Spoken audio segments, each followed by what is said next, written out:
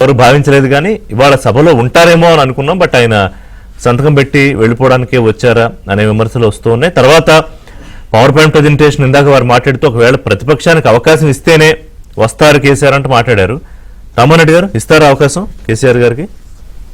రిషి గారు, ముందుగా మీకు ప్యానెల్ ఉన్న పెద్దలకి అండ్ ఏబిఎన్ ప్రేక్షకులందరూ కూడా గుడ్ ఈవినింగ్. ఈరోజు సభలో ఒక మంచి వాతావరణం మనం చూసినాం.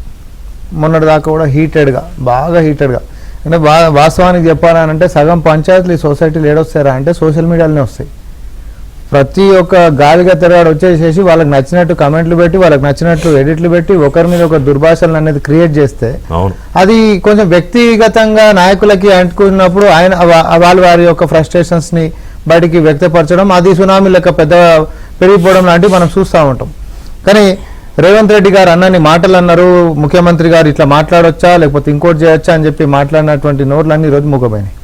ఎందుకంటే అసలు క్యారెక్టర్ రేవంత్ రెడ్డి గారు ఈరోజు అసెంబ్లీలో కనిపించారు. That is his true character. అసలు క్యారెక్టర్ రేవంత్ రెడ్డి గారు కేసీఆర్ గారిని హాస్పిటల్లో పరామర్శించినప్పుడు కనిపించాడు.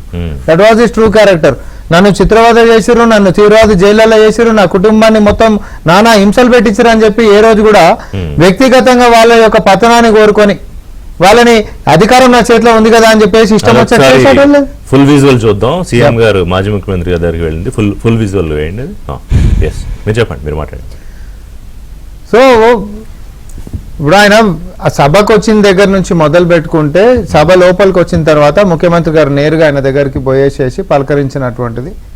ఆయన కూడా ప్రతిపక్ష నాయకుడు అయినటువంటి కేసీఆర్ గారు కూడా లేచి నిలబడి ఇద్దరి మధ్యలో జరిగినటువంటి ఒక కొద్దిపాటి సంభాషణ ఏదైతే ఉందో కొంచెం సేపు అయినా సరే కానీ అది తెలంగాణకి భవిష్యత్తులో క్రియాశీలకంగా మారాల్సినటువంటి ఘట్టము. ఈరోజు ముఖ్యమంత్రి గారిని ఆయన పేరు ప్రస్తావన తీయలేదు, రేవంత్ రెడ్డి గారి పేరు ప్రస్తావన తీయలేదు అంటే ఏదో బీలిటిల్ చేసేటట్టు వాళ్ళ ఈగోలను సాటిస్ఫై చేసుకునేటట్టుగా వాళ్ళ సొంత పార్టీ నేతలు కొంతమంది వ్యాఖ్యలు చేసినుండే. కానీ ఈ రోజు ముఖ్యమంత్రి రేవంత్ రెడ్డి గారు వస్తున్నారంటేనే లేచి నిలబడ్డటువంటి అబ్జర్వ్ చేశారా? ఇక నమస్కారానికి నమస్కారం, అందుకని అంటున్నా రిషి గారు, నమస్కారానికి నమస్కారం, సంస్కారం. ఎప్పుడైనా కూడా మనం బస్ లో కూడా పోతుంటే ఒక పెద్ద మనిషి కనిపించారంటే లేచి మనం సీట్ ఇస్తాం. ముఖ్యమంత్రి వచ్చి అందరూ వస్తే అందరూ లేచారు, మంత్రులు మాజీ మంత్రులు లేచారు. ఇక కొంతమందికి సంస్కారం, కొంతమందికి సంస్కారం అనేది నేర్పిస్తే వచ్చేది కాదు, అది లోపలికి రావాలి. దురదృష్టవశాత్తు అది కేటీఆర్ గారికి లేదు. నేను అందుకని అంటున్నా సోషల్ మీడియాలో ఇప్పుడు సోషల్ మీడియాలో కూడా ఏమైనా వ్యాఖ్యలు వస్తే దాని ఏదో పర్సనల్ గా తీసేసుకుని ఆయన దాన్ని పట్టపట్ట ముఖ్యమంత్రి గారిని అడ్డగోలు మాటలు మాట్లాడుకుంటా అరే భావితరాలు మన అందరినీ కూడా చూస్తా ఉన్నాయి. ఇప్పుడు ముఖ్యమంత్రి గారి తత్వం ఏందో మీకు తెలుసు. ఆయన ఒక మాట ఎవరన్నా అన్నారు అని అంటే ఆయన పడాడు. But at the same time అనిపించుకోవద్దు. సింపుల్ ఆయన దగ్గరికి ఏంటిది అని అంటే ఎత్తున అద్దంతో డీల్ చేసినట్టే ఉంటది. అద్దం ముందుకు పోయి బూతులు మాట్లాడితే నీ బూతులు నీకు వినబట్టినట్టే కదా, నిన్ను నువ్వు అనుకున్నట్టే కదా. సో రేవంత్ రెడ్డి గారి క్యారెక్టర్ గట్లనే ఉంటది. కానీ రేవంత్ రెడ్డి గారికి మంచితనానికి అంతే మంచితనం సమయం ఉంటే ఓకే కదా ముఖ్యమంత్రి గారు. నేను ఏమంటాను సార్, ఒకటి రాష్ట్రానికి ఒక పెద్ద కదా ముఖ్యమంత్రి అంటే. ఇప్పుడు నేను ఒకటి చెప్తా, మనం ఎంత సమయం మనం ఉన్నా ఒక్కొక్కరు ఒక్కొక్క దిక్కుకెంచి వచ్చి 4 కుక్కలు బట్టి పీకుతున్నాయి అనుకుందాం. ఉదాహరణ ఎవరు నిర్దేశించి కాదు, మన డిఫెన్స్ మనం చేస్తామా లేదా? ప్రతిపక్షంలో ఉంటున్నప్పుడు సోషల్ మీడియా మాధ్యమాల్లో అడ్డమైన బూతులు ఇష్టం వచ్చిన వాడు పార్టీకి సంబంధమా కాదా, అసలు ఈ పార్టీ కూడా కాదా అనేటటువంటి ఇంకేది లేదు.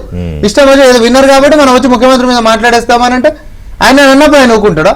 ఆయన ఊకునేటటువంటి వ్యక్తి అయినా నువ్వు మంచి చేయి, ఆయన నీకు మిత్తితోటి మంచిగా ఇస్తాడు. నువ్వు చెడు చేసినావు అనుకో మిత్తితోటి చెడే చెల్లిస్తాడు.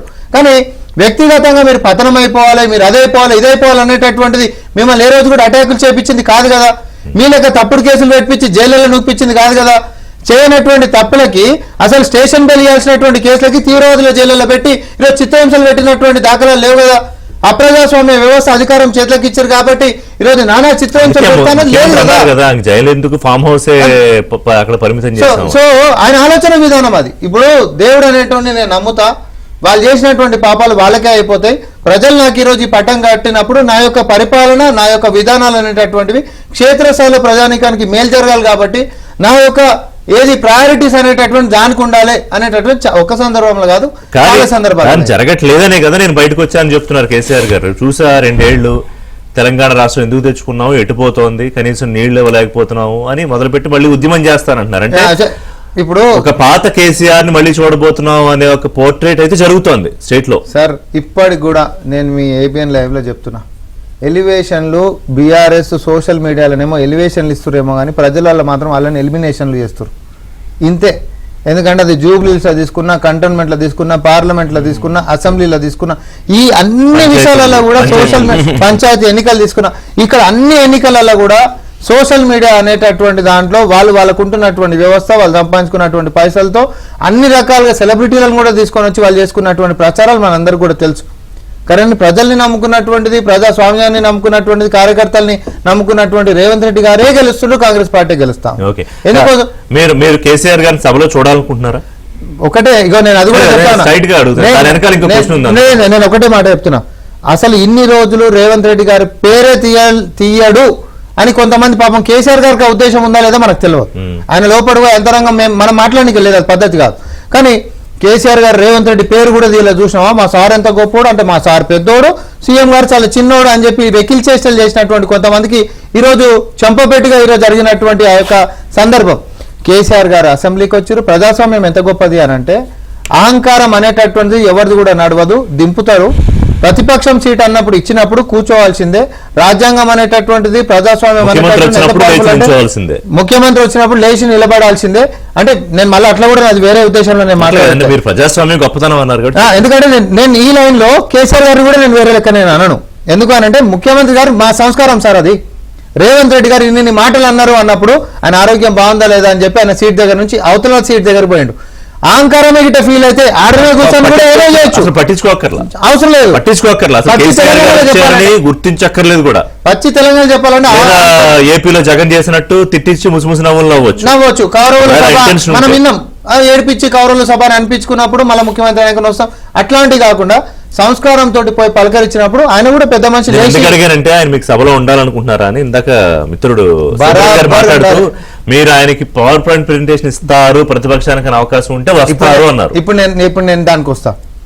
అసలు పాలమూరు రంగారెడ్డికి సంబంధించినటువంటి దాంట్లో ఆయన ఏవైతే ఆరోపణలు చేసిండో, నిరాధారమైనటువంటి ఆరోపణలు చేసిరో, ఇది ఊకే మీడియా ముంగటికి వచ్చి ప్రశ్నలు తీసుకోకుండా మాట్లాడిపోయేటటువంటి అంశం కాదు. చట్టసభలో మనము ఒకరికొకరు మాట్లాడుకుంటే అధికారికంగా లెక్కలు మొత్తం ఆధారాలతోటి ప్రజల ముంగట ఆన్ రికార్డ్ ఉంటాయి ఇప్పుడు. సో భయపడేటటువంటి వాళ్ళమైతే చట్టసభ అనమండి, మీడియా ముంగట ప్రశ్నలు లేకుండా వెళ్ళిపోతాం. ఇక్కడ మనం రివర్స్, ఎవరికి ఎవరు గుండెపోటు వస్తుందనే భాషలో నేను పోను. కానీ నేను తప్పు చేసినప్పుడు ఎవరైనా భయపడతారు. తప్పు చేయలేదు కాబట్టే, గతంలో తప్పులు డొర్లినాయి కాబట్టే ప్రజాస్వామ్యం ఇచ్చినటువంటి చట్టసభలోకి రండి, చర్చిద్దామని అన్నాం. మీకు ఎన్ని రోజులు కావాలో చెప్పండి, ఇస్తామని చెప్పి కూడా మనం అన్నాము. మీరు ఈరోజు తీసుకున్నటువంటి ప్రతిపాదన మేము ఓకే అన్నాము. అయితే మా ప్రశ్న ఏంటిది అంటే, ఈరోజు వచ్చిపోయిండు సంతోషం, తర్వాత కూడా కేసీఆర్ గారు ఇక రెగ్యులర్ రావాలి. ప్రజాస్వామ్యంలో ఆయన యొక్క గజ్వేల్ గురించి మాత్రమే కాదు, ప్రతిపక్ష నేత కాబట్టి సమస్యల మీదైనా గత చరిత్ర మీదైనా చర్చకైనా సిద్ధంగా ఉండాలని మేము ఉల్టా సవాలని ఇస్తున్నాము. గతంలో ఇసిరినాం కాబట్టి మంత్రులను నేను ఇంటికాడికి పంపించి ఆహ్వానం పంపించినాం సార్. మేము ఆయన వస్తే ఇక్కడ మంత్రి గారు రాకుండానో లేకపోతే ఇంకోళ్ళు రాకుండానో ఆయన ప్రశ్నలు వేస్తే పారిపోయినటువంటి చరిత్ర రేవంత్ రెడ్డి గారి క్యాబినెట్ కి లేదు. రేవంత్ రెడ్డి గారి క్యాబినెట్ యొక్క తెగిడిపోయిన